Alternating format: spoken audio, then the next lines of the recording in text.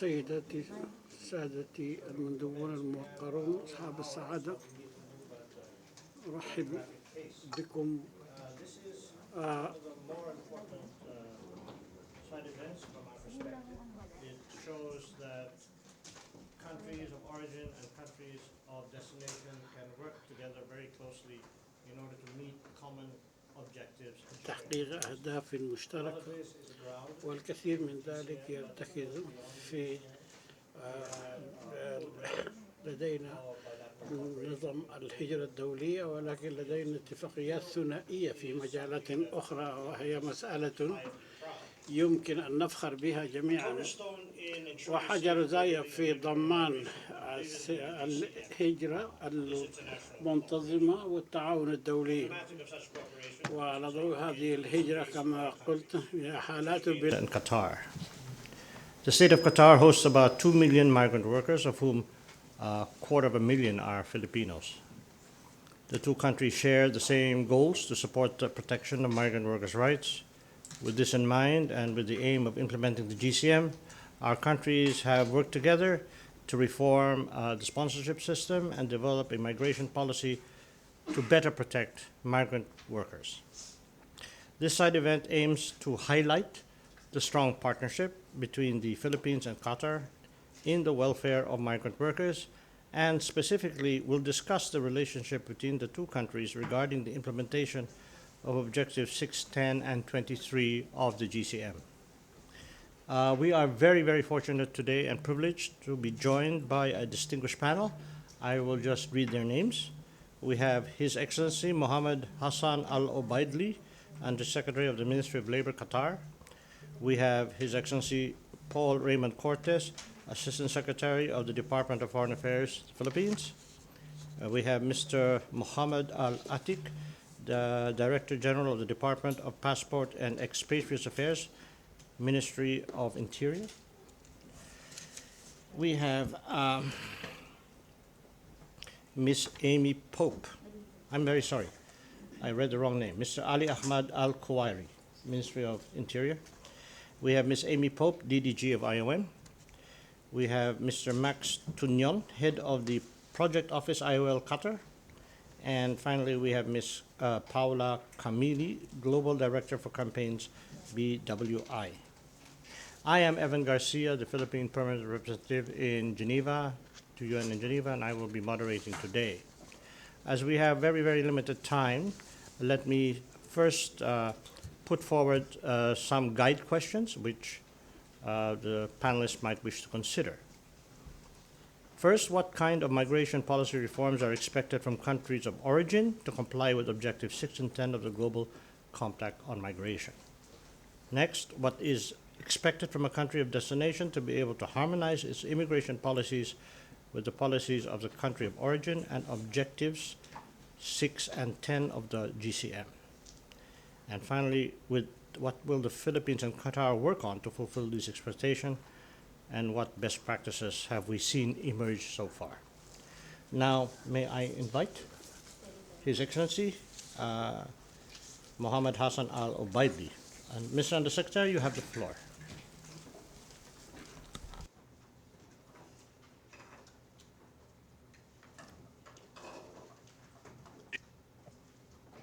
شكرا. صباح الخير جميعا.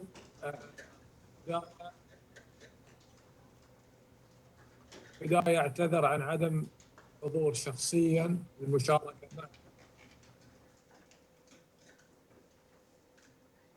بظروف طارئة، وأتمنى لكم التوفيق.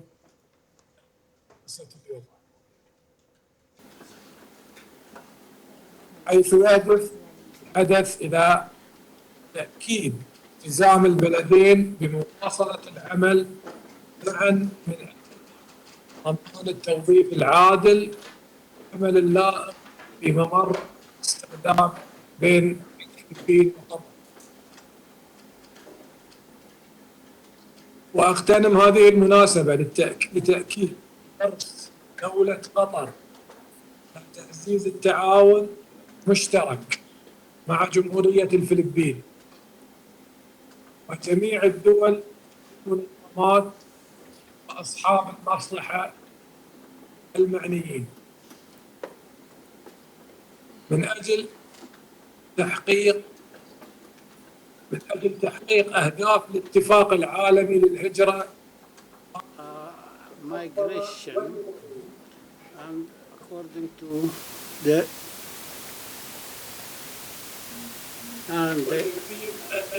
and the implementation of the United Nations Sustainable Development Goals.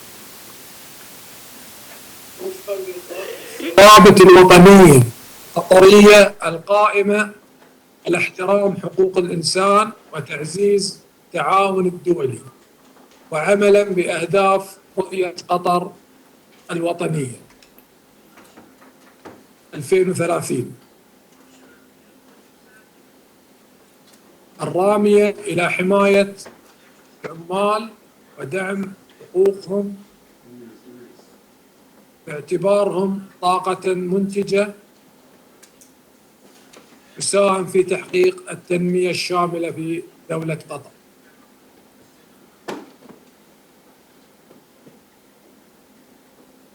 أعرف إذا في مشكلة في الترجمة.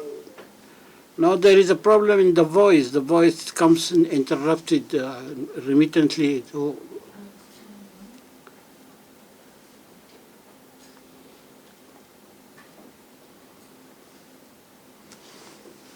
English.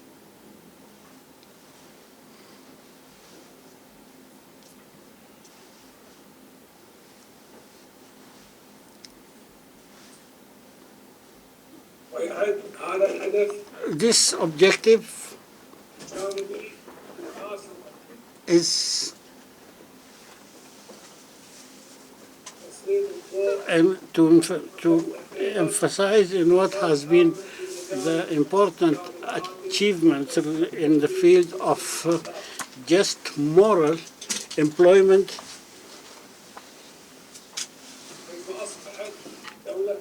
as the State of Qatar has become a leading country in the region through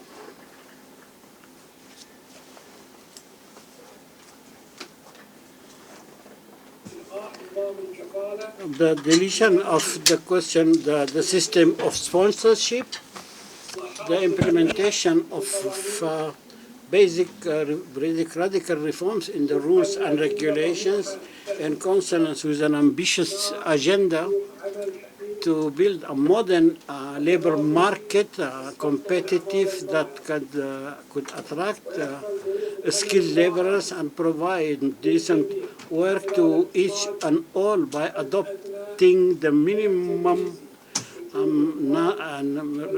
wages, the minimum non-discriminatory wages for all workers, and to extend the movement of workers without the need for the approval by the employer, and to support dialogue, the social dialogue, in order to realize justice, effective justice, and to establish a fund to support the insurance for the workers and guaranteeing a safe and healthy working environment, and a new legislation that will protect workers against the excessive heat in the weather. Qatar seeks to provide safe transport movement and human to workers who have come from abroad, and to protect them against the risks of human trafficking and exercises of exploitation. And in the context of its commitment to the objectives of the Global Convention on safe migration, especially Objective 6 and 10 and 23,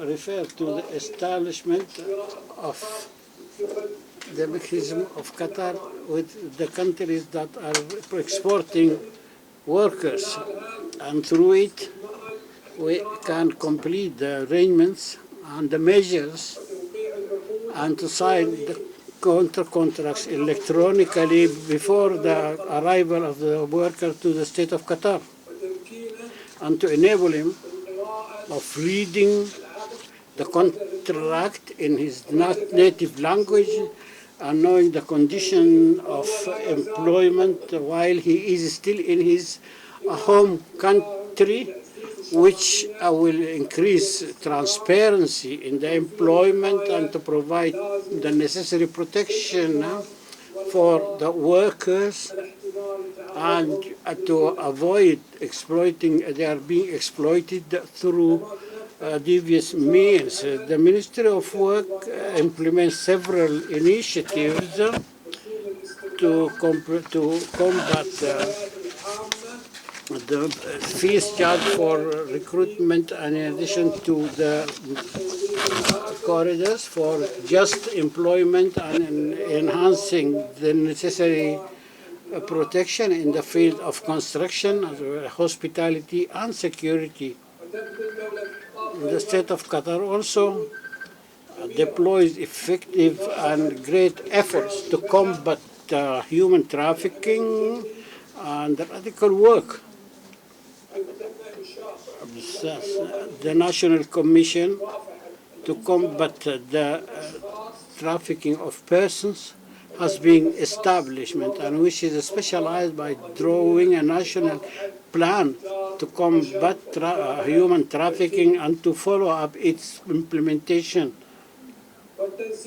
and to coordinate between the different responsible relevant departments in the state. In this respect, we are currently discussing with our colleagues from the Philippine side the possibility of concluding a memorandum of understanding between both parties in the field of strengthening the efforts to combat human trafficking.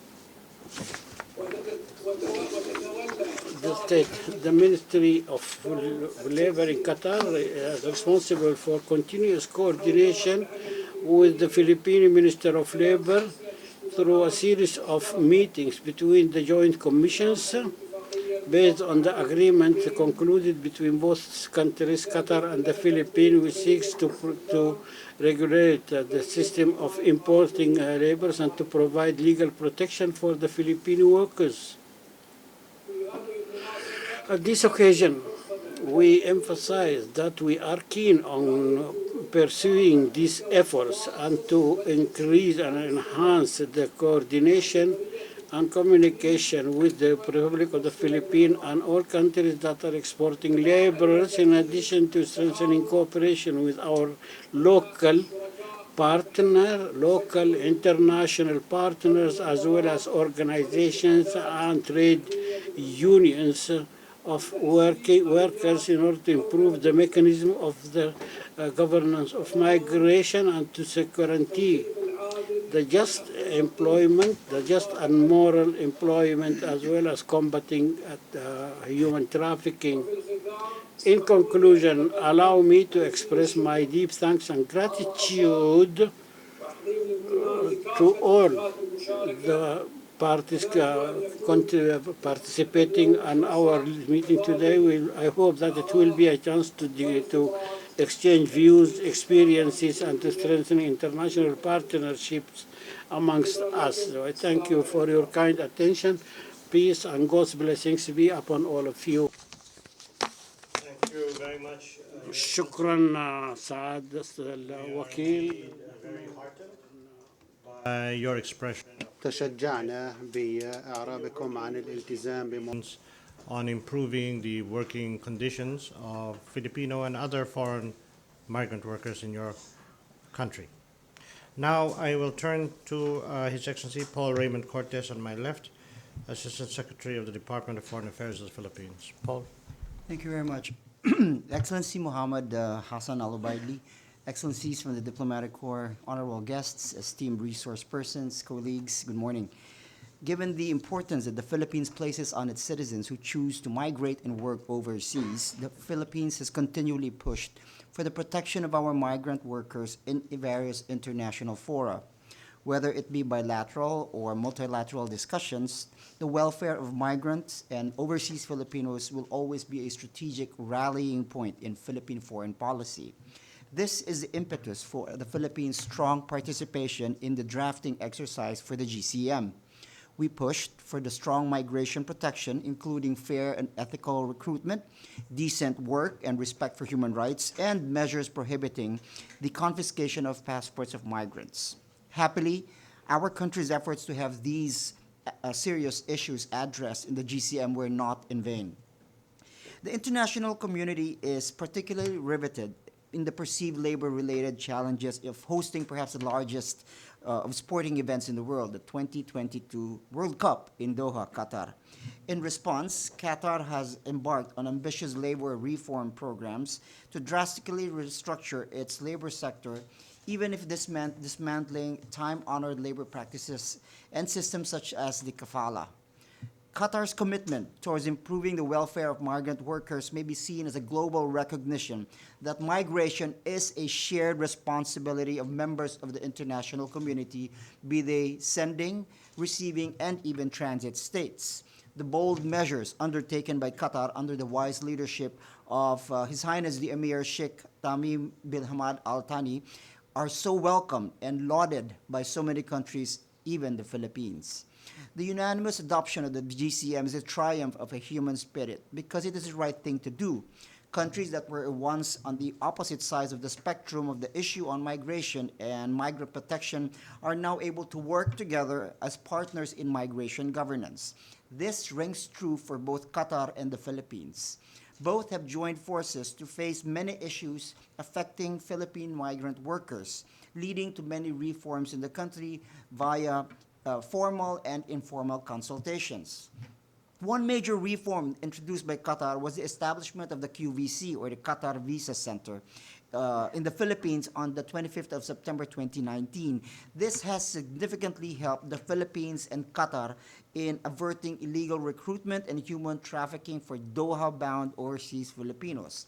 The QVC also institutionalizes a mechanism that allows deployment to Qatar of workers who have gone through the QVC.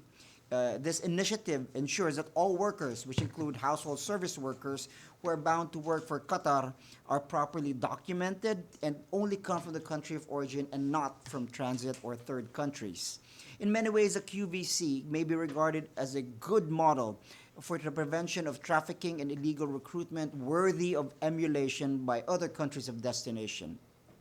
Of course, the most notable among the many reforms Qatar was the abolition of the kafala system, which effectively broke the contractual bondage between migrant workers and their employers. The kafala-related reforms were first introduced in 2018 and completed in 2020.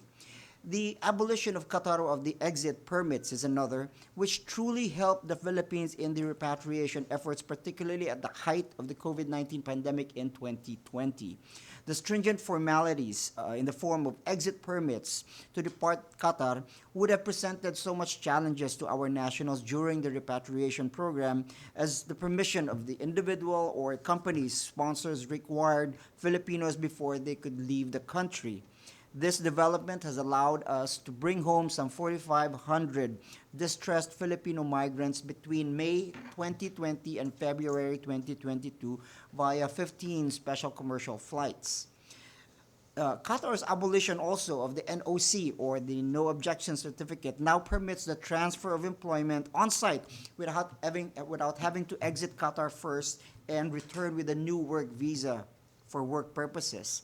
The Philippines welcomes these reforms as it has relatively lessened the issues and problems of Filipino workers willing to transfer without erstwhile restrictive rules to transfer sponsorship.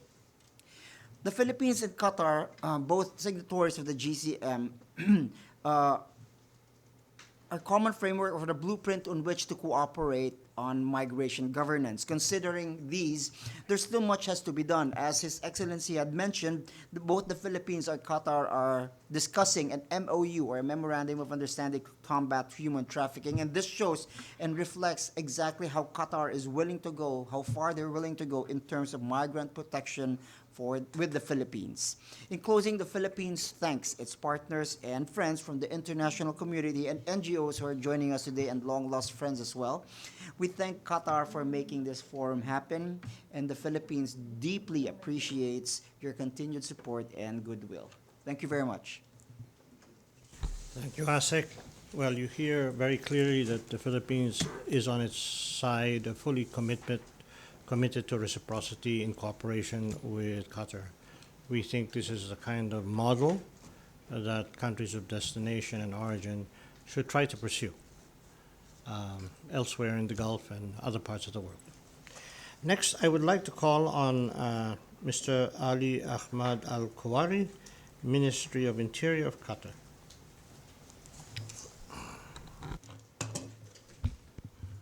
صباح الخير. بداية نشير أن دولة قطر قد أعلنت عن تدشين 20 مركز للتأشيرات قطر لتوفير نظام موحد للتأشيرات يسرع في عملية التوظيف ويحمي حقوق العمال من خلال القضاء على الممارسات الاستغلالية في بلد الأم. ويتواجد مركز قطر للتأشيرات في كل من الفلبين والهند وسريلانكا وأندونيسيا والنيبال وبنغلاديش وباكستان وتونس. ويتم تنفيذ هذا المبادرة بالتعاون. This initiative is being implemented in cooperation between the ministries of the Interior, Labor and Health.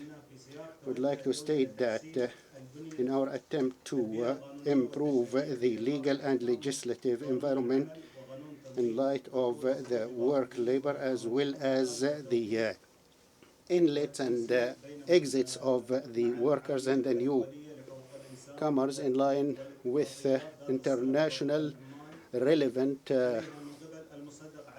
instruments for workers which Qatar ratified. We adjusted legislations and laws as well as improving the work measures through fostering the system of professional safety and work, putting a minimum standard of wages as well as the abolition of kafala, replacing it by a contractual system. Besides, the creation of worker dispute settlement bodies. We are implementing this process. The Qatar visa centers is trying to satisfy the needs of the newcomers. A number of states have been allocated to establish visa centers, taking into consideration the largest number of those coming to our country for so many reasons. The first stage of the project includes 8 states, as I mentioned before: Philippines, India, Sri Lanka, Indonesia, Nepal, Bangladesh, Pakistan, and Tunisia. It is expected to incorporate another group of states, for example, Ethiopia and Kenya. This project is of security, health, and economic benefits to the State of Qatar, in addition to numerous benefits to the comers and the employers. Among the most important benefits through the visa centers, protecting newcomers' employment rights through providing them with electronic work contracts and avoiding the exploitation of visas, contributing to the expedition of transactions so that they can start work right away after upon their arrival, avoiding the cases that enable the workers to come and then it is discovered that they are not fit for work and they would be returned to their countries, taking into consideration all the necessary requirements such as medical examination, biometrics, electronic biometrics, providing all educational and informational material to the migrants, taking into consideration the laws and legislations in effect in the State of Qatar? Thank you. Thank you very much. I شكرا جزيلا على النقاط الهامة التي أثرتم بين خطوات هامة أخرى. حقيقة أن هذه المبادرات مشتركة involving several ministries is a reflection of the complexity of the issue, and we are very glad that you have a whole-of-government approach, as we do in the Philippines. Next, I would like to invite our good friend, Deputy Director General Amy Pope of IOM, to deliver her statement. Thank you. Thank you. Excellencies, ladies and gentlemen, it is a great honor to share with you today this side event, which brings together the two governments of Qatar and the Philippines, who've both been committed in rhetoric, but also in action to protecting the rights of migrants. I'm afraid I spoke a bit too loudly at yesterday's event, so you'll have to forgive the hoarse voice today. But I promise you that my statement is offered with very, very heartfelt commitment. I want to just take a moment to recognize the reason why we're all here together. Just about 4 years ago, 154 UN member states came together to adopt the Global Compact on safe, orderly, and regular migration. And we're now at this critical moment where we're asking ourselves, what have we accomplished? How have we put these commitments into action? And it's a pleasure to be here with you today to recognize the work that has happened between your two governments to achieve these 23 objectives. I also want to take a moment to recognize the government of the Philippines for your pledge to support the Migration Multi-Partner Trust Fund. Thank you. That's important for our continuing work together. As the Secretary General acknowledged earlier this year, the need for a cooperative framework has never been more apparent than it is today. We know that one country cannot come up with a solution to the many challenges and opportunities provided by migration. This kind of cooperation is essential. And I think we also need to recognize that the compact itself is a living document. It's iterative, and that's its power. We're not stuck in one moment in time. Our goal here is to learn from one another and to build as we move forward. As the GCM emphasizes, we need to have these cross-sector partnerships, these cross-governmental partnerships. We need to particularly learn from what you have worked on today in the context of Asia and the Middle East. As I speak with governments around the world, this is an issue that comes up repeatedly. How do we ensure both the availability of a labor workforce while protecting the rights of migrants who are serving those needs? And I want to make sure we spend a moment to just reflect on the progress that we've made so far. The fact that we're sitting in this room today with this group of governmental actors is really historic. It's really momentous. It suggests that we collectively as a community are recognizing the labor reforms, they're recognizing the importance of working together. So I want to take a moment to acknowledge the work that Qatar's done as a leader in this area, particularly by allowing workers to freely change employers. And I want to take a moment to acknowledge the work that the Philippines has done in proactively engaging to advocate for migrant workers with consular support, assistance, capping recruitment fees. These are initiatives which put migrants at the center of policy. In particular, the work that the Philippines has done recently to create a Department of Migrant Workers demonstrates that having a siloed bureaucratic approach can be quite detrimental. So bringing these components of the government together to come up with something that's proactive is really a model for other governments to emulate. But at the same time, we must be realistic about the challenges that exist. Particularly, COVID highlighted that there are meaningful issues that we must collectively address: the loss of jobs, livelihood, non-payment of wages, returning migrants with little prospects of economic reintegration. It has an impact not just on the migrant, but on their families. So as we look forward, as we take stock of the progress we've made, I'd like to put forward 3 areas where I think we need to really highlight and make some progress.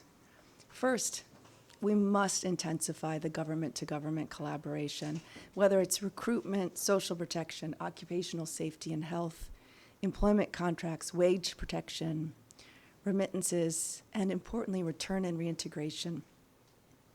The UN Network on Migration recently released a thematic guidance on bilateral labor migration agreements that covers all of these areas. And really, it's meant to provide technical capacity to assist countries of origin and countries of destination to work together to design, negotiate, implement, monitor, and evaluate right-based and gender-responsive bilateral migration agreements. It's developed by the UN Network's thematic working group on bilateral labor migration agreements, which has been co-led by ILO and IOM. It sets out criteria against which governments, workers, and employer organizations can assess existing practices, and we should not be afraid to make these assessments. It's critical to our progress. Number 2, protecting wages. Labor migration is motivated by a search for better wages. But what the pandemic highlighted for us, sometimes quite tragically, is that in a time of crisis, migrant wages have been put in jeopardy, putting migrants in a uniquely vulnerable position. So we must expand our traditional understanding of wage protection. We should think practically, how do we monitor wage payments? And when wage payments are not made, how do we ensure that there's expedited justice? And we should be looking to something like minimum wages, regardless of nationality, as a way to ensure the principle of equal pay for equal work. Finally, migrant inclusion. It may be one of the least discussed areas when we're talking about circular labor. But the pandemic has taught us that promoting inclusion and social cohesion is important for all segments of society, even migrant workers. People who are not staying in a country forever still need to be included in the protective framework of a country so that they can access services and they can exercise their rights, but also they can provide this level of accountability and assessment that is critical to ensuring that we are achieving what we all hope to achieve. So once again, thank you. Thank you for having me. Thank you for having this conversation. This dialogue today will go a long way to improving our understanding of how labor migration can work in a post-COVID world. And I look forward to the conversation to follow. Thanks very much. Thank you very much, DDG. Let me take this opportunity to express our appreciation to the IOM for its continuing efforts. And not only were you a driving force behind the conclusion of the GCM, you have also provided the multilateral platform to bring together the different parts of the UN family. When I began this matter of global governance, the UN did not have a unified view. I'm glad that they have come together better. And may I also take this occasion to touch on what you said. The Multi-Partner Trust Fund, MPTF, is a very important mechanism arising partly from the GCM. The Philippines, we are, not a particularly wealthy country, but we have made contributions, and we hope our partners in Qatar and in the Gulf elsewhere will consider supporting the MPTF as well, as it provides the necessary additional resources to pursue the implementation of DCM at national, regional, and international levels. So next, I would like to call on Mr. Max Tunyon, head of the project office, ILO Qatar. Sir, you have the floor. Thank you very much. Thank you very much, Excellencies, for the opportunity to be with you all today. My name is Max Tunyon from the ILO office in Qatar, and as many of you know, the ILO has been supporting the government of Qatar in its comprehensive labor reform agenda for the past 4 years. 4 years that coincides with the adoption of the GCM And as has been mentioned already, we've seen tremendous progress in Qatar, which I think also contributes to the overall goals of the GCM as well. Before being in Qatar, I also had the opportunity to work in Southeast Asia and know very well that for a long time the Philippines has been at the forefront of effective labor migration governance.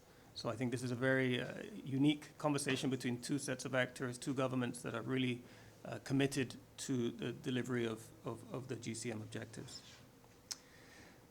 It's been mentioned already in the discussion that there are indeed no unilateral solutions to effective labor migration.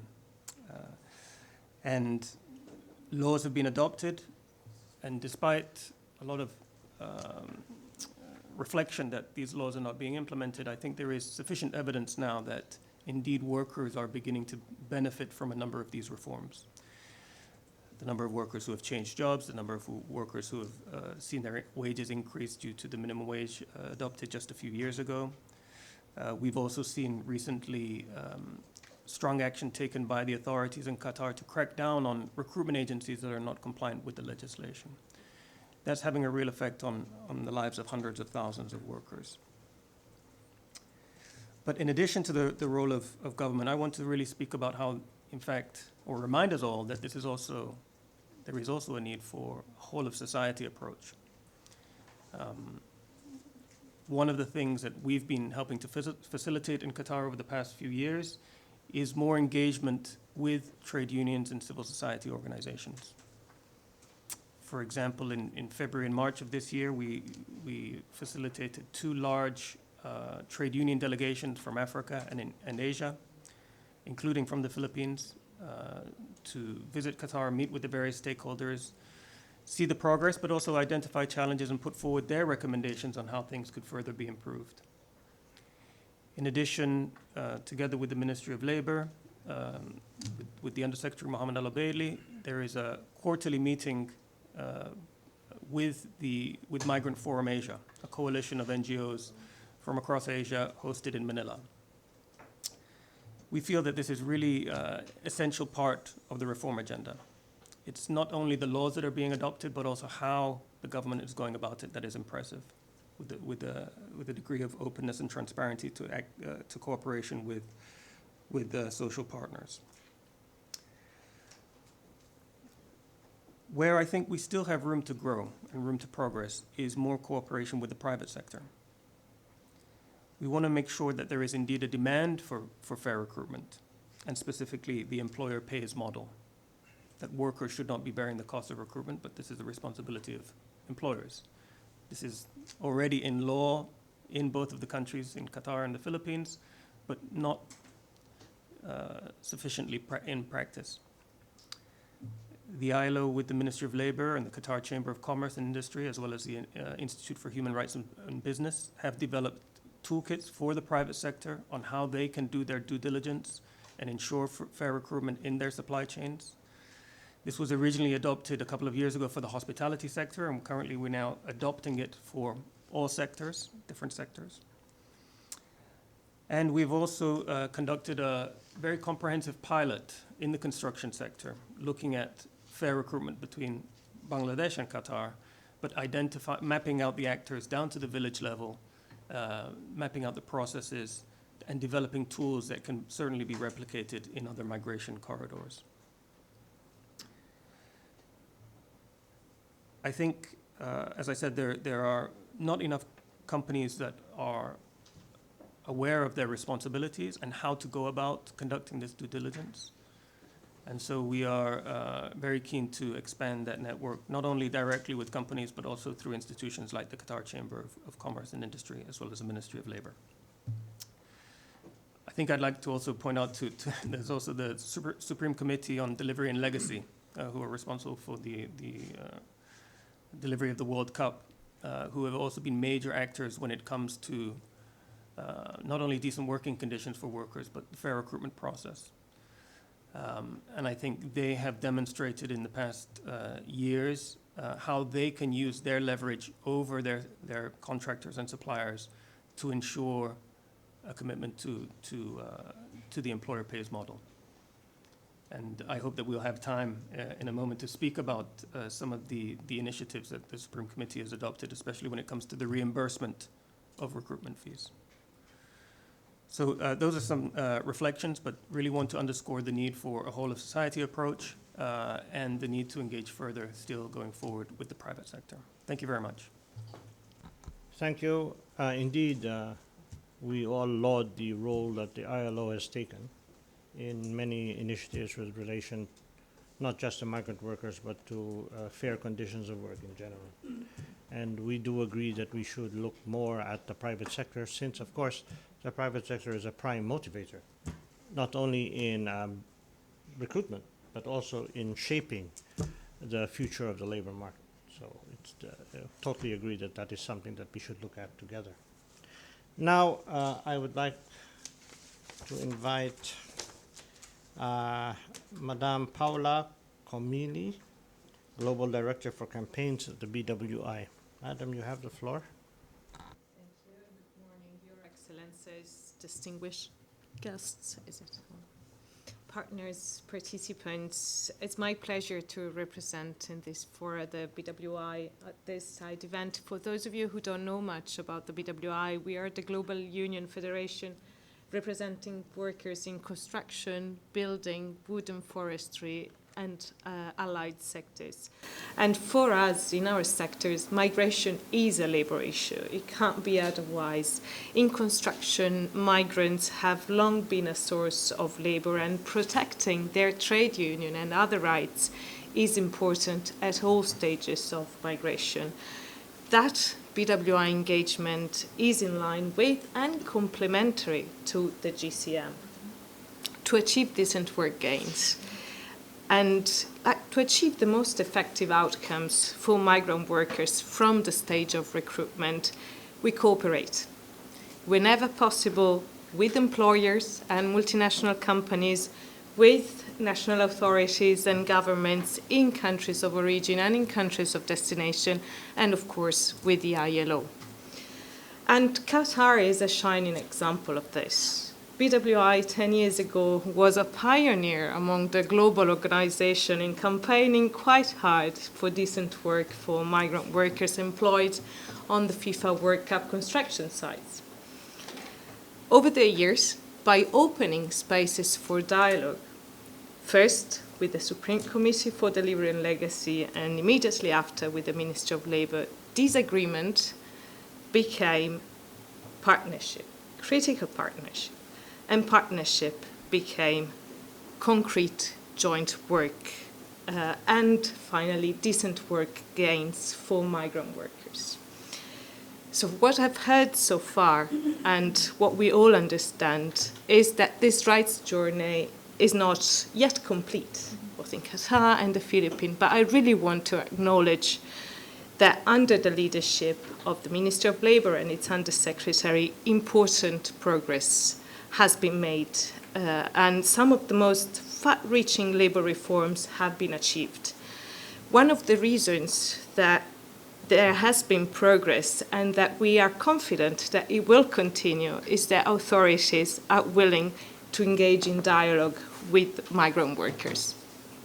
As you know, BWI has always been, our work has always been grounded in the concerns of migrant workers. And amongst the many issues that the BWI and the Ministry of Labour have worked on, certainly one of the most remarkable initiatives is the Community Leaders Forum that has given migrant workers and community representatives, many of whom coming from the Philippines, the opportunity to freely express themselves and to present their problems to the ministry officials, followed by sincere and good faith efforts to find solutions. I'm mentioning this example, but you'll find many more across all sectors in a shadow report just published by the Council of Global Unions ahead of the GCM, because exactly this working partnership are those that need to be multiplied in regional and global forums such as this one. But BWI's work does not stop with facilitating dialogue. We also support migrant workers both in origin and destination countries in different ways. And our position on the cooperation between sending and receiving countries is very simple. It's important that rights are safeguarded both in origin and destination countries. And the reason, again, is very simple. Promoting decent work and protecting rights of migrant workers, as well, let me add, as timely redress of grievances that you also mentioned, is crucial in the countries of destination. But focusing on decent work in the country of origin will also help ensure that migration happens out of choice and not from economic necessity alone. So going back to the question of this panel and looking forward, really, I would like to highlight 3 areas where a strengthened bilateral cooperation would be crucial to achieve the GCM objectives, and many have already been mentioned. So the first is about the cases that are still there of recruitment injustices, despite the efforts that we recognize from both sides that exist.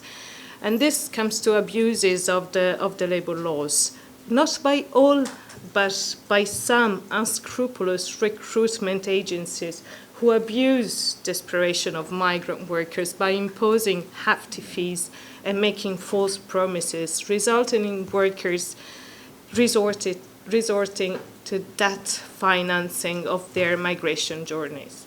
Unlike in Qatar, in many other places, these workers don't have the possibility to raise the issues of recruitment injustices.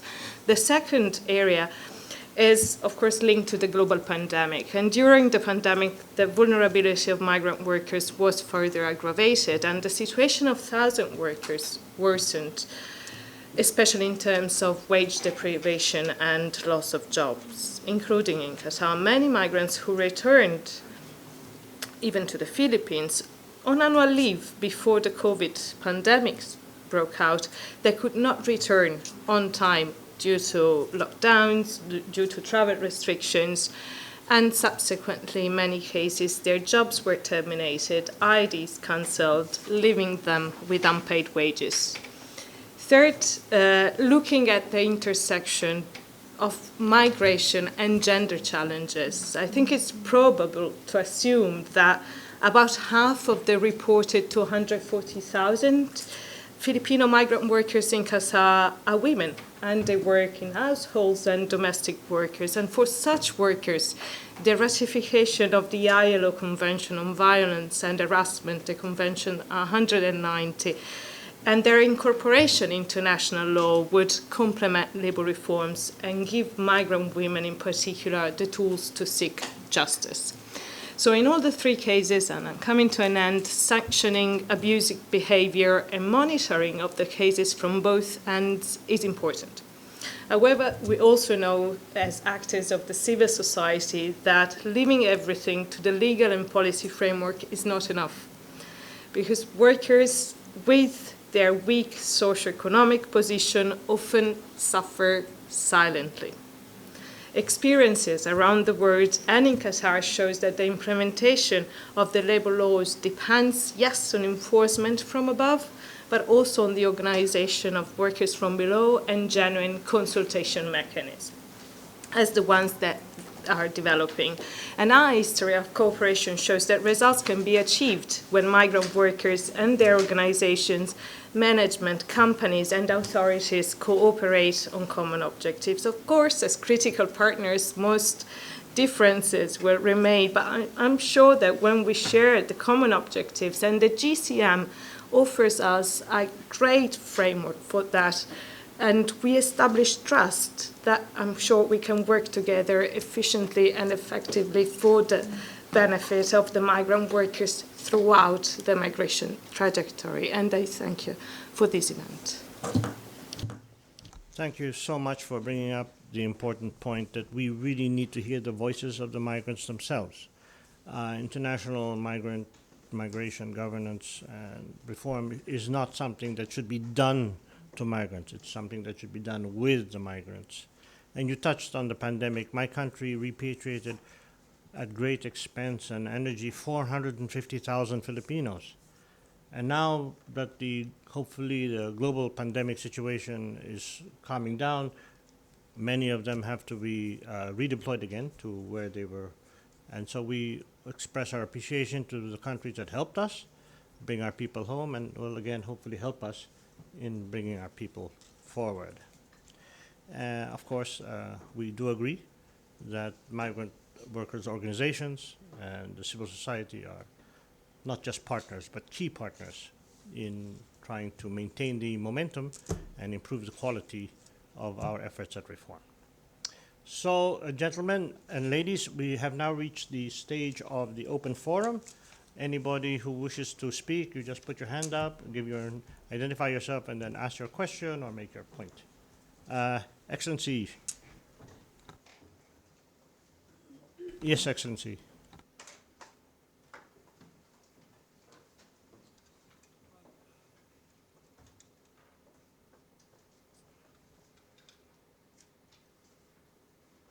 واضح؟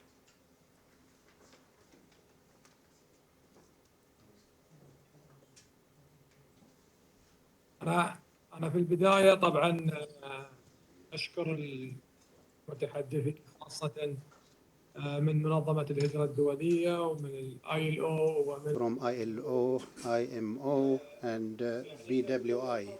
In the state of Qatar, we benefited from COVID-19 despite its severity and its setbacks. We benefited particularly in the field of remote working and protecting laborers. We took keen interest in Qatar to protect the wages of laborers by paying their wages. All the workers, including the Filipinos, obligating the companies to pay the wages in addition to affecting the remittances in the course of COVID, despite the difficulties experienced by all states of the world. God willing, we were successful. Despite all the laws we enacted, that was not enough for us. On top of that, we took initiatives with the migrant sending states, particularly with the Philippines. There are common commissions as well as visa centers. Our colleagues in the Philippines, both Qatar and Philippines, constitute a wonderful model for coordination and cooperation between worker sending and worker receiving states. With the local partners, we are in touch, particularly the stakeholders and the owners of companies. We emphasize the need to foster dialogue with workers' unions and international partners with regard to the domestic protection of workers and maids. I would like to state that the workers of BWI, she talks about domestic maids. We are in touch and in cooperation with the BWI. There are volunteers inside Qatar in the field of domestic workers. We are undertaking many activities. There is a Qatari law for domestic workers. It includes many provisions that we have taken into consideration in line with the International Convention on Domestic Workers. There is a complaint receiving center as well as a part of the ministry to look into complaints. We are in cooperation with the International Federation on Domestic Workers. Thank you very much. Thank you, Excellency, for your very clear exposition. We are certainly much enthused by your mention of domestic workers who are usually the most vulnerable. And so we commend you for your description of what you are trying to do to enhance the protection of this particular sector. Thank you. Now, anybody else would like to? Sir, please identify yourself and give your question or comment. Thank you, His Excellency. Myself is Dr. R.C. Kuntia. I am the World Council member of BWI and also the Chairman BWI Migrant Workers Group. I have also visited Qatar with our General Secretary Ahmed 3-4 times, and also met and dialogue with also when there was dialogue with the Supreme Authority and the Interior Government in cooperation with our Philippine Embassy, Indian Embassy, Bangladesh Embassy also. So we, just to add to what Paula said, she has said everything, but we very much appreciate on behalf of Building and Woodworkers International, there is a tremendous change in the attitude of the Qatar government for the labor reform, and we have in very good cooperation with Qatar government through health and safety joint verification and other dialogue. We very much appreciate, and also we do appreciate the effort taken by the Philippine government being proactive to forward the issues of the migrant labor. And on behalf of Building and Woodworkers, while appreciating the role of Qatar government and also the Philippine government, we also assure full cooperation and in future, and we do expect with the cooperation of the Qatar government and Philippine government, the migrant labor issues in Qatar will be solved, and will also create new history, can be also an example, good example for other countries to carry forward. Thank you. Thank you. No other person? I think we have enough time for a last round or a few comments by the panelists. Excellency, would you like to add anything to what you have already said?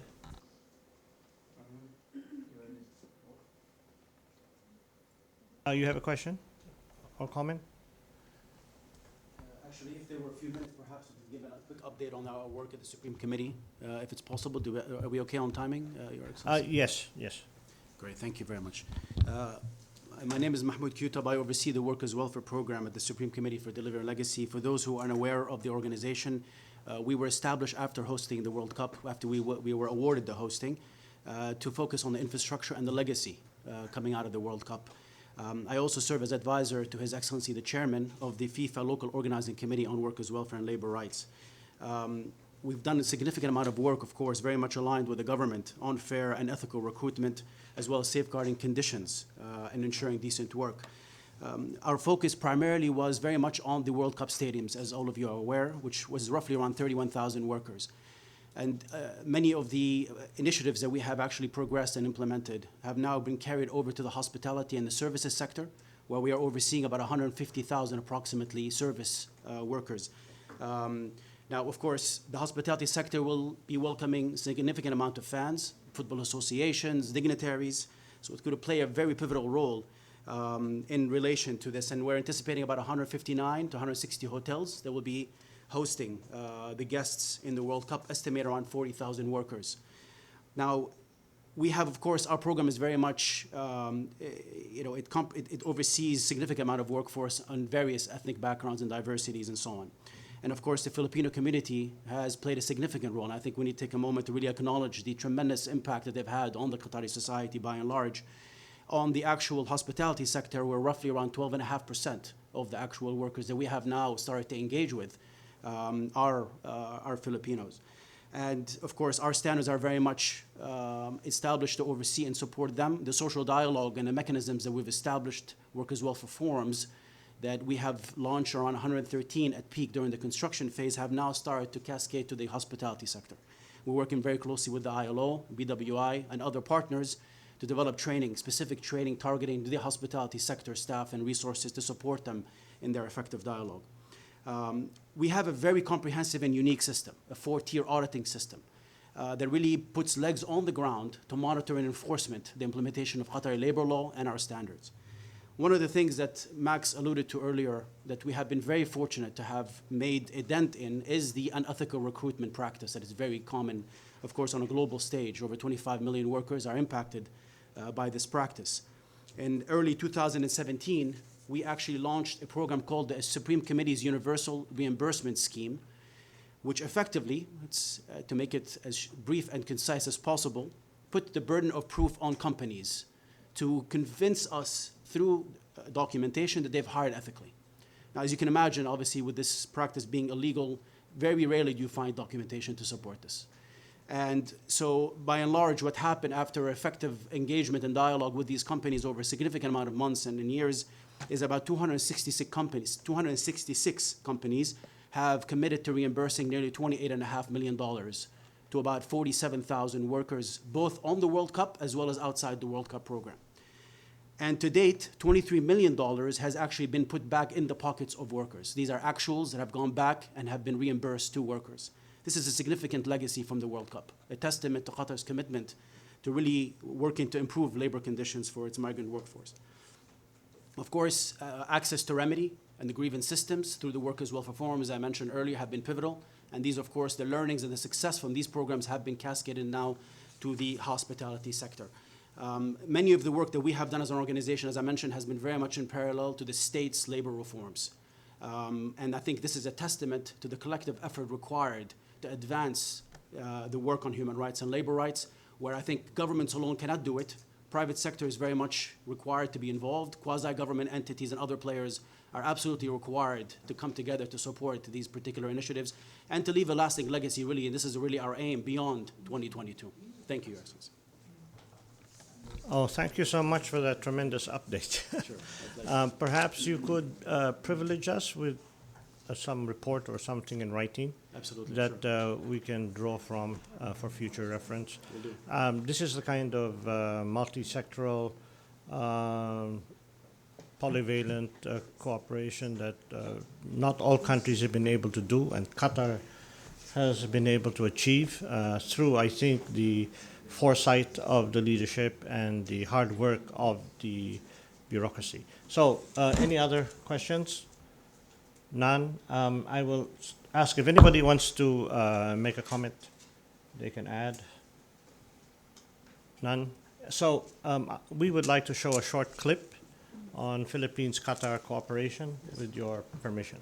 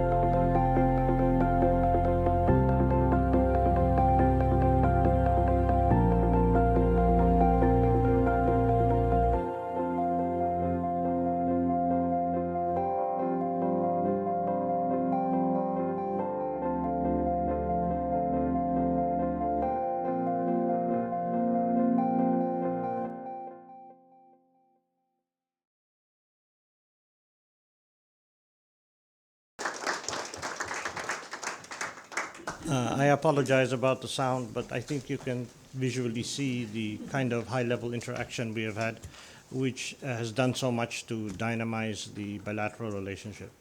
I think as we move forward in the context of the IMRF, we can be very proud of what we have achieved together, and also in cooperation with international organizations such as the IOM and the ILO and others. This kind of example should, we think, help encourage others to do the same. I would like to, on my own, commend Qatar for being so forward and so visionary in this exercise. And I would expect the Philippine side to continue with its deep commitment of joint cooperation with our Qatari friends. So with that, I think we more or less kept within the time. I'd like to thank our Qatari collaborators for setting this up, and this is something I think we can do again elsewhere. So have a good day and have a good review. Bye bye. Yeah, I'm told that we should have a photo. Where are you going? Yeah. Seated or standing? No, standing. Oh, standing. We have to have a photo.